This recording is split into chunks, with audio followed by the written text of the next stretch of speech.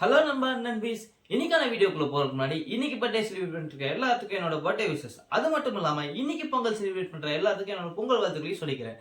சரி, இன்னைக்கான ஸ்டோரிக்குள்ள போயிடலாங்களா?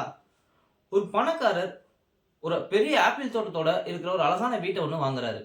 அவர் அந்த வீட்டை வாங்கினதும் அந்த வீட்டை சுற்றி இருக்கிற எல்லாத்துக்கும் அவர் ரொம்ப சந்தோஷப்படுறாங்க அவருக்காக. பட் ஒருத்தர் மட்டும் சந்தோஷப்படல. ஏன்னா அவருக்கு சுற்றி இருக்கிற எல்லாத்த பார்த்து பொறாம. ஏன்னா அவர் ரொம்ப ஒரு பழைய வீட்டில் தான் குடியிருக்காரு. ஸோ என்ன பண்ணுவார்னா, அந்த பொறாம பிடிச்சவர் அந்த சுற்றி இருக்கிற எல்லாத்துக்கிட்டையும் போய் வம்பு இழுக்கிறதாகட்டும், எல்லார் வீட்டு முன்னாடி கேட்லேயும் போய் குப்பையை போட்டு இருக்கிறதாகட்டும், அப்படியே தான் பண்ணிட்டு இருப்பாரு. அதே மாதிரி இந்த பணக்காரர் புது வீடு வாங்கியிருக்காரு இல்லையா, அவர் வீட்டு முன்னாடியும் தொடர்ந்து இந்த மாதிரி குப்பையை போட்டுட்டே இருக்காரு.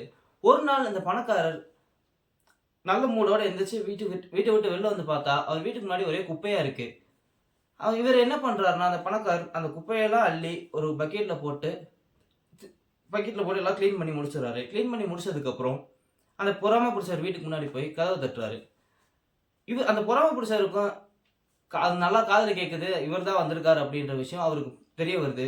தெரிஞ்சதுமே அவர் மனசுக்குள்ள என்ன நினைச்சுக்கிறாருன்னா, வாடா இதுக்காக தான் நான் காத்துட்டு இருந்தேன், இன்னைக்கு உங்கள்கிட்ட எப்படி சண்டை போடுற மட்டும் பாரு அப்படின்னு சொல்லிட்டு அப்படின்னு மனசுல நினச்சிக்கிட்டே போய் கதவை திறக்காரு. கதவு திறந்தா அவருக்கு பெரிய ஆச்சரியம். அப்போ என்னன்னா, அந்த பக்கெட் ஃபுல்லாக குப்பை இல்லை, அந்த பக்கெட் ஃபுல்லாக அவர் தோட்டத்தில் விளைஞ்ச ஆப்பிளை கொண்டு வந்து கொடுக்குறாரு. அந்த பணக்காரர் அதை கொடுத்தது மட்டும் இல்லாமல் அந்த பராமரிப்பு வந்து என்ன சொல்கிறாருன்னா, ஒருத்தர் எதில் செழிப்பாக இருக்கானோ அதை தான் மற்றவங்களுக்கு கொடுக்கணும்னு நினைப்பான் அப்படின்னு சொல்லிட்டு அவர் வீட்டுக்கு போயிடுறாரு.